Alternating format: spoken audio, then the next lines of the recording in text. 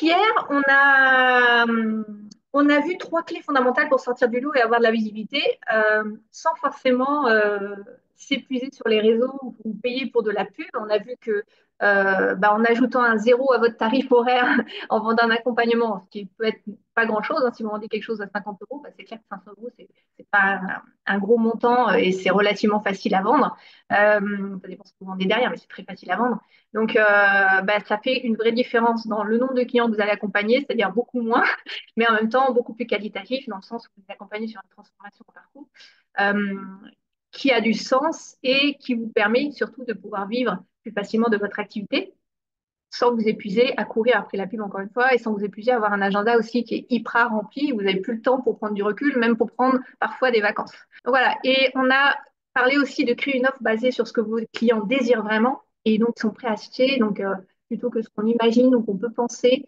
Et puis, on a vu que pour que le client se sente concerné, l'idéal, c'est de parler dans ses valeurs et dans ses croyances. Et donc, on peut fédérer une communauté de gens qui vont finalement nous soutenir, nous accompagner à nous aussi d'une certaine manière avec le temps, parce que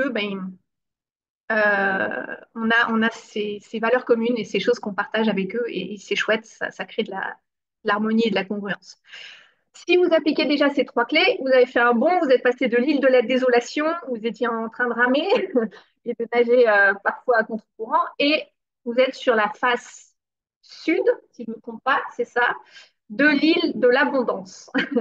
Et on veut aller où? On veut aller sur la vallée des merveilles, qui est à l'autre bout de l'île.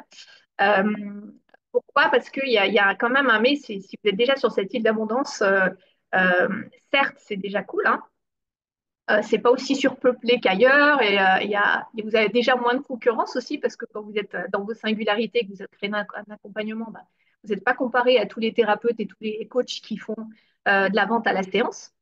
Et vous avez besoin de moins de clients, donc c'est moins épuisant. Ça vous permet d'avoir plus de temps libre et surtout de gérer votre emploi du temps comme vous voulez. Mais c'est pas encore l'idéal. Pourquoi? Parce qu'on est quand même obligé chaque mois de recommencer à aller chercher ces 4 ou 5 clients. On n'a pas résolu toute notre équation. On va dire que c'est bien, mais on est quand même obligé de faire l'effort, entre guillemets, de continuer à aller chercher ses clients et de redémarrer chaque mois de zéro. Enfin, chaque mois ou si on fait des accompagnements, mais quand même de chaque mois zéro. Et donc, la vallée des merveilles, elle, vous en avez entendu parler parce que c'est un climat plus doux, plus d'abondance, des cascades enchantées, une plage fabuleuse sur l'archipel avec une barrière de corail, plein de poissons. Et dans notre business, ça se traduit par quoi? Ça se traduit par des personnes, des clients récurrents, un chiffre d'affaires régulier qui est plus prévisible et qui vous permet d'organiser votre temps, encore une fois, comme vous l'entendez, et de vous concentrer sur ce que vous aimez le plus, c'est-à-dire accompagner vos clients au lieu de passer tout votre temps sur les réseaux à publier des choses ou sur la technique à la place de ce que fait Claudia. Donc, qu'est-ce qui se passe? C'est que vous rencontrez là, vous êtes là et vous avez la chance de rencontrer un vieux sage, représenté ici à gauche. Et ce vieux sage, il vous explique que pour atteindre la vallée des merveilles, il va falloir choisir un chemin. Un chemin parmi trois voies. Trois voies, donc trois voies, on a trois possibilités. Donc, la première voie, c'est le chemin le plus magique, c'est la forêt des elfes. La voie numéro 2, c'est le chemin le plus direct, c'est la rivière au saumon. Et la troisième voie, le chemin le plus sinueux, le plus tortueux et peut-être le plus long, c'est le chemin de la découverte enchantée. Non, on l'a appelé, pardon, le sentier serpentin. J'ai changé de nom hier, j'avais envie de changer.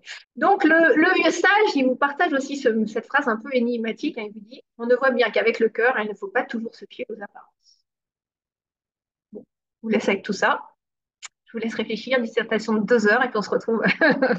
Non, non. Donc, dans la vraie vie, en fait, qu'est-ce que ça veut dire tout ça? Eh ben, la forêt des elfes, dans la vie des professionnels du bien-être, elle est peuplée de ce que nous, on appelle des coachs mentilos. Donc, les elfes, ils sont sympas, mais ils sont un petit peu malins et sont un petit peu malicieux, en fait.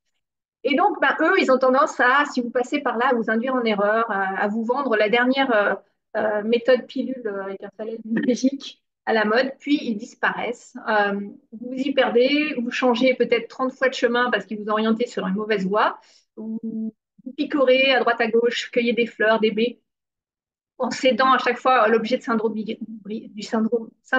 de l'objet brillant, pardon. Donc c'est quoi ça? C'est par exemple, vous recevez un email et puis quelqu'un vous vend sa dernière méthode à la mode et puis tout d'un coup il disparaît, puis il y en a un autre et puis et vous testez autre chose et puis vous arrêtez, puis vous retestez autre chose et comme ça on fait des essais-erreurs, essais-erreurs, essais-erreurs. Est-ce que c'est déjà arrivé à certains d'entre vous ça?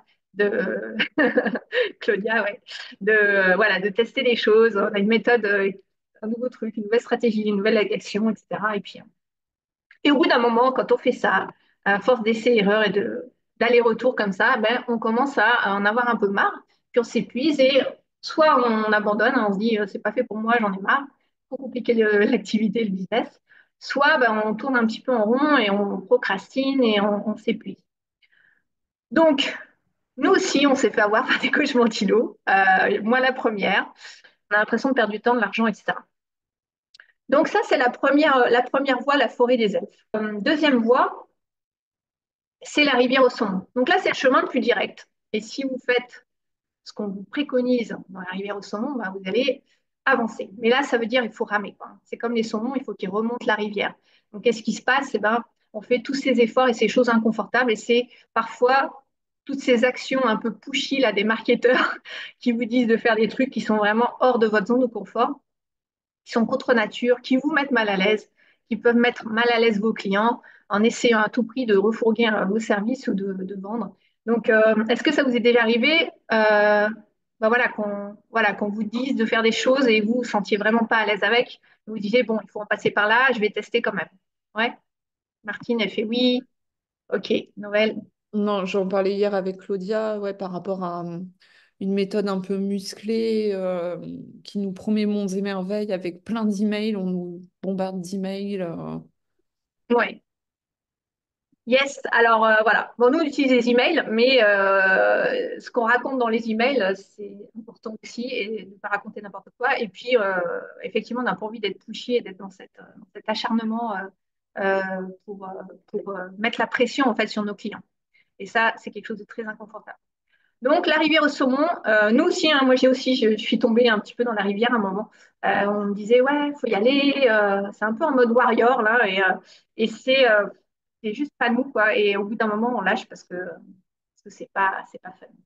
Et donc là, ben, on finit pareil, hein, soit par s'épuiser, soit on finit en burn-out aussi parce que ça demande beaucoup d'efforts parfois, et puis bon, certains vont réussir, mais ça demande beaucoup d'actions de promotion, etc., qui sont vraiment inconfortables. Comment dire, le sentier serpentin, lui, c'est quoi le sentier serpentin? C'est un peu la voie normale par laquelle passe tout entrepreneur pour construire une activité solide. Donc, tous ceux qui vous disent que bâtir une entreprise, en 2 semaines, c'est bon, vous avez votre business qui est lancé. Oui, par rapport à des actions court terme pour faire du chiffre, ça c'est possible.